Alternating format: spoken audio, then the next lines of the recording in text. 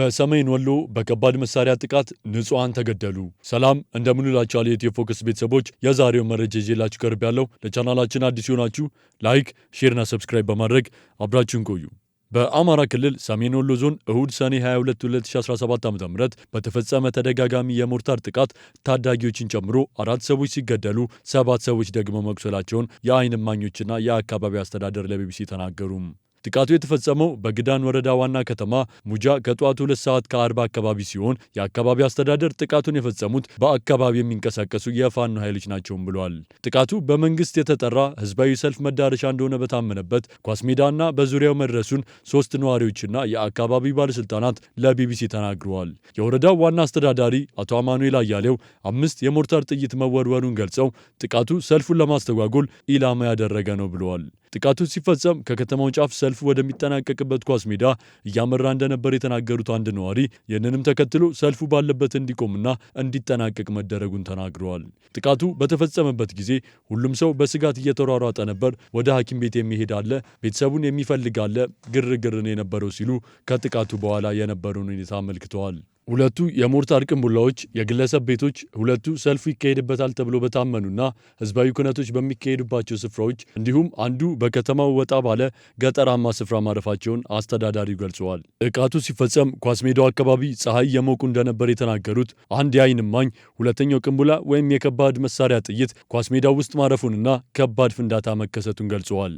ወደ ኳስ ሜዳ በፍጥነት መድረሳቸውን የተናገሩት እማኙ ፍንዳታውን ተከትሎ እሪታና እውታ መከሰቱን ተናግረዋል። በጣም ከፍተኛ ድንጋጤን የተከሰተው ኳስ ሜዳ ውስጥ ብዙ ወጣቶች ነበሩ። ህዝቡ ላይ መረበች ነበር። የማን ልጅ እንደሞተ ለማወቅ ህዝቡ እየተሯሯጠ ነበር። ከፍተኛ የሆነ የህዝብ ጭንቀትና ድንጋጤ ነበር ሲሉ እማኝነታቸውን ሰጥተዋል። ሰልፍ ወጥተው እንደነበርና የፍንዳታ ድምፅ ሰምተው ወደ ኳስ ሜዳ እንዳቀኑ የተናገሩ ሌላ የዓይን እማኝ ጉዳቱን አስከፊ ሲሉ ገልጸውታል። አስተዳዳሪው ጥቃቱ ለሰልፈኞች ሰልፉ ወደሚጠናቀቅበት ኳስ ሜዳ እየተጓዙ መሃል ከተማ ላይ እንደደረሱ መፈጸሙን ገልጸው ማህበረሰቡ ትንሽ ተደናገጠ፣ አረጋግተን ሌላ ቦታ ላይ እንዲጠናቀቅ አድርገናል ብለዋል። አብዛኞቹ የጥቃቱ ሰለባዎች ኳስ ሲጫወቱ የነበሩ ታዳጊዎች መሆናቸውን የተናገሩት እማኞቹ ኳስ ሲጫወቱ የነበሩ 2 ታዳጊዎች ሆዳቸውና እግራቸው ተመቶ ህይወታቸው እንዳለፈ ተናግረዋል። እኛ ወደ ሕክምና እስከምንወስዳቸው ህይወታቸው አልፏል ሲሉ እማኝነታቸውን የሰጡት ነዋሪው አንደኛው ታዳጊ ለሕክምና ወደ ወልዲያ እየተወሰደ እያለ መንገድ ላይ ህይወቱ ማለፉን ጠቁመዋል። በጥቃቱ የሞቱት ከ13 እስከ 15 ዓመት ይሆናሉ፣ ከዚህ የሚበልጡም አይደሉም፣ ህፃናት ናቸው ሲሉ ሌላ እማኝ ስለ ሟቾቹ ማንነት ተናግረዋል። ከከተማው ወጣ ባለ ስፍራ ደግሞ ወንድምና እህት ናቸው የተባሉ 2 አንድ ቤተሰብ አባላት በጥቃት ህይወታቸው ሲያልፍ የሟቾች አባት ደግሞ መቁሰላቸውን ነዋሪዎችና የወረዳው አስተዳዳሪ ለቢቢሲ ገልጸዋል። በዚህ የከባድ መሳሪያ ጥቃት 7 የሚሆኑ ሰዎች ቆስለው ለሕክምና ሙጃ ጤና ጣቢያ እንደተወሰዱም ገልጸዋል። የወረዳው ዋና አስተዳዳሪ አቶ አማኑኤል 5 ወንዶች 2 ሴቶች በአጠቃላይ 7 ሰዎችን አቁስሏል። አንደኛው ብቻ ነው ትልቅ ሰው፣ ሌሎቹ ህፃናት ናቸው ብለዋል። ከባድ ጉዳት የደረሰባቸው ቁስለኞች ወደ ወልዲያ ሆስፒታል ለሪፈራል ሕክምና መላካቸውንም አስተዳዳሪው አክለው ተናግረዋል። አስተዳዳሪው ጥቃቱን የፈጸሙት የፋኖ ኃይሎች እንደሆኑ የተናገሩ ሲሆን ከዚህ ቀደምም ተመሳሳይ ጥቃት እንደፈጸሙ አመልክተዋል። አንድ ነዋሪ በበኩላቸው ወደዚህ ሊተኮስ የሚችል ሌላ የታጠቀ አካል የለም፣ በዙሪያ ያሉት እነርሱ ናቸው። እንደዚህ አይነት መሳሪያ ከዚህ በፊት እንደተኮሱ የምናውቀው ነገር አለ ሲሉ ጥቃቱን የፈጸሙት የፋኖ ኃይሎች ስለመሆናቸው ተናግረዋል። ህዝቡን የካደ ሲሉ ጥቃቱን የገለጹት የሰሜን ወሎ ዞን ሰላምና ጸጥታ መምሪያ ምክትል ኃላፊ አቶ ፈለቀ ጌትነት የጥቃቱ ዓላማ ህዝቡን ለመበተን ነው። ህዝቡ የሚያመራው ወደ ኳስ ሜዳ ነበር። ህዝቡን ለመበተን ታቅዶ የተሰራ ነው ብለዋል።